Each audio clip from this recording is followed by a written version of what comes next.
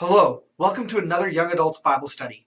Today, we tackle Chapter 7. If you haven't been keeping up, please take a moment to go watch chapters 1 through 6.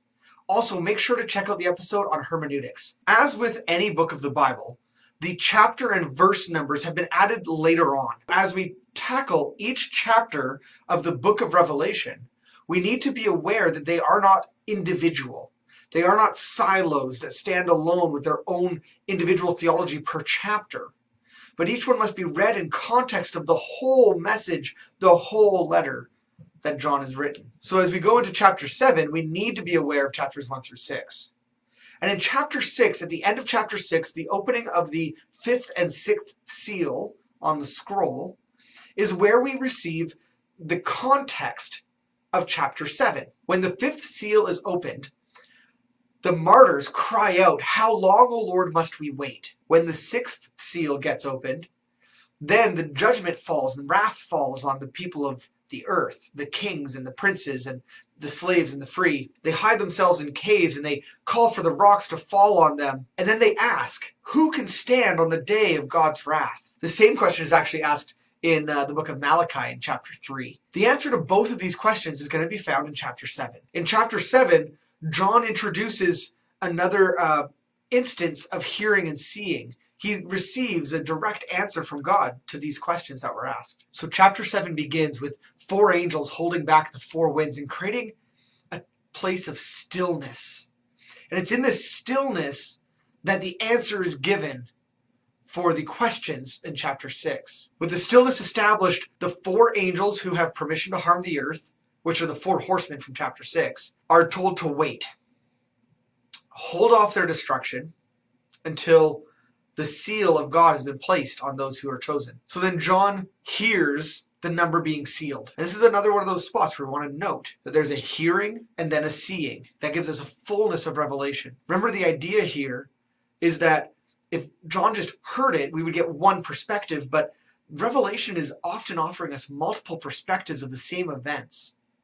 And by giving us more than one perspective, we're able to have a full picture, a more completed picture. John hears 144,000, 12,000 from every tribe of Israel being sealed. And if we stopped there, we could get all kinds of theologies about how only those number and only those people and only Israelites and only this heritage and genealogy and bloodline would be saved. Only they would receive the seal of God. But the reality is not that. Because as John hears it, we are given a more complete revelation when he turns and sees a multitude that cannot be counted.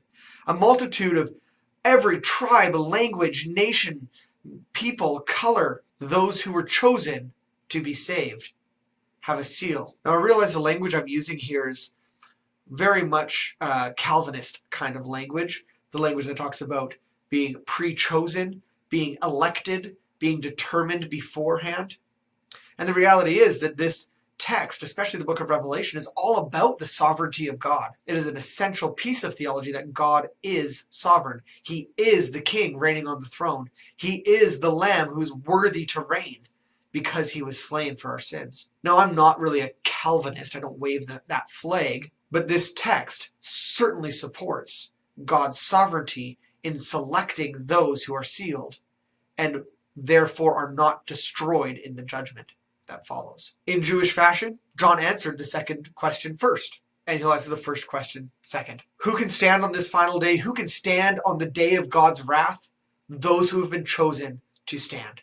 Those who have been sealed. The first question is answered after this. One of the elders comes up to John and he says, "Who are these in the white robe?" And John says, "Don't you know, sir?" And the elder explains, "Yes, these are those who have come through the great tribulation and have washed their robes white in the blood of the Lamb." And as a result, their reward is essentially the same as those rewards promised in chapters 2 and 3 in the letters to the 7 churches for the overcomers. So the same rewards for the overcomers are the rewards here for the martyrs. This verse points to something called the Great Tribulation. There's a lot of debate around the Great Tribulation, that it'll be a specific end time event, and that the pieces of Revelation, the judgments, are real events, specific events in time that create a timeline in which the tribulation is the culmination of. That view is called dispensationalism, this idea that there is a specific series of events that leads, and that Revelation is a chronological record of future events, and that we can track that and determine exactly where we are in the series of Revelation and exactly where we are in our own end times. And as a result of that kind of reading of Revelation, we get things like that book that said 88 reasons why Jesus is returning in 1988. And of course, when he didn't return in 1988, we then get a book, 89 reasons why Jesus is returning in 1989. And one of the new reasons is that he didn't come in 88. Readings like that are the reason in which I'm very careful with wording like this. It says here that these are the ones who've come through the great tribulation. Tribulation essentially means difficulty or hardship. So those in the white robes are those who have come through difficulty and hardship. Perhaps that difficulty and hardship could be best understood in their historical context right in that moment under the reign of Emperor Nero and the deaths of thousands of Christians. Or perhaps they understood it from other historical contexts, like the conquest of Israel by Assyria or Babylon or Persia, or even Rome. Perhaps they understood it even further back in the context of the Exodus, in the plagues of Egypt. Now, I don't have it here with me. I showed it at the Young Adults Bible Study. I have a whiteboard which now has all of the passages with all the different judgments that are happening in Revelation. And next to that are all the plagues of Egypt and references. And there's an incredible overlap, an incredible parallel. So who are those who have come through great hardship and suffering? Who has had their robes made clean in the blood of Christ? It's those who can stand, isn't it? It's those who are sealed. It's those who stand for their faith in the midst of God's wrath, and through it all come out on the other side, their robes made clean through the blood of the cross. So is the Great Tribulation a future event? Maybe. It's certainly possible. But I think I can safely suggest that John was writing to a people who understood the Old Testament. The amount of Old Testament references we've seen so far, and we're only 7 chapters out of 22, and so far we've already seen multiple Old Testament references. We've seen the context of Revelation draws us to the Old Testament. And even the plagues from the 4 horsemen, the destruction of the 4 horsemen, recalls us back to the Old Testament.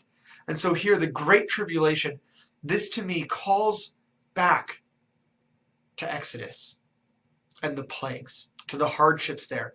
Those who were sealed by the blood of the Lamb on the doorposts, that death passed over, and were able to come out of that and become the people of Israel and establish themselves in the promised land. If that doesn't parallel this, then I'm missing something, because this is clearly a parallel to that. So who can stand on the final day? It's those who have been sealed. And who are those that cry out from under the altar, the martyrs? They are those who have been through the hardship, who have been through the difficulty, who have suffered things like the plagues of Egypt and the place of Egypt, and have come out the other side made clean by the blood, sanctified, set aside by the blood of the Lamb. And so chapter 7 really focuses us on the sovereignty and authority of Jesus. It brings us back and reminds us that we need to stand. We need to be overcomers, that we are called to this. And the reward for those who are able to stand is that they receive the seal of God. That's all I've got for you in chapter 7. Follow along next week for chapter 8. This has gotten really bright while I've been talking.